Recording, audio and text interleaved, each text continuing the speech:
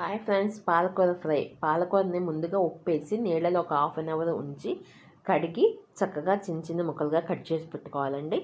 బాండీ పెట్టుకొని నూనె ఒక 2 స్పూన్ల వరకు ఆయిల్ వేసుకొని తాళింపు గింజలు వేసుకోవాలి. అవి కొంచెం వేగిన తర్వాత కరివేపాకు వేసుకోవాలి. తర్వాత వెల్లుల్లి పొట్టు తీసిన వెల్లుల్లి రెబ్బలు వేసుకోవాలి. అలాగే చిన్నగా కట్ చేసి పెట్టుకున్న పచ్చిమిర్చి, ఉల్లిపాయ ముక్కలు కూడా వేసుకొని ఇంగువ కూడా వేసుకోవాలండి. మెయిన్ ఇంగువ చాలా టేస్ట్ వస్తుంది. ఇంగువ కూడా వేసుకొని ఉల్లిపాయ కొంచెం మగ్గాలండి. సిమ్లో కొంచెం మగ్గిన తర్వాత మనం కట్ చేసి పెట్టుకున్న ఈ పాలకూర వేసేసుకోవాలి.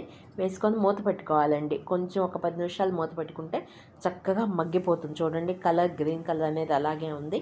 ఇప్పుడు పసుపు, అల్లం పేస్టు, అలాగే టేస్ట్కి సరిపడా ఉప్పు వేసుకొని కొంచెం ఫ్రై లాగా చేసుకోవాలి.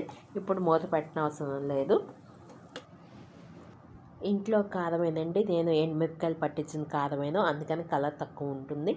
కారం వేసుకొని జీలకర్ర పౌడర్ వేసుకోవాలండి. జీలకర్ర పౌడర్ టేస్ట్ సూపర్గా వస్తుందండి కూరకి. అలాగే కొత్తిమీర కూడా వేసుకొని కొంచెం బాగా ఫ్రైలాగా చేసేసుకొని ఆఫ్ చేసుకోవటమే.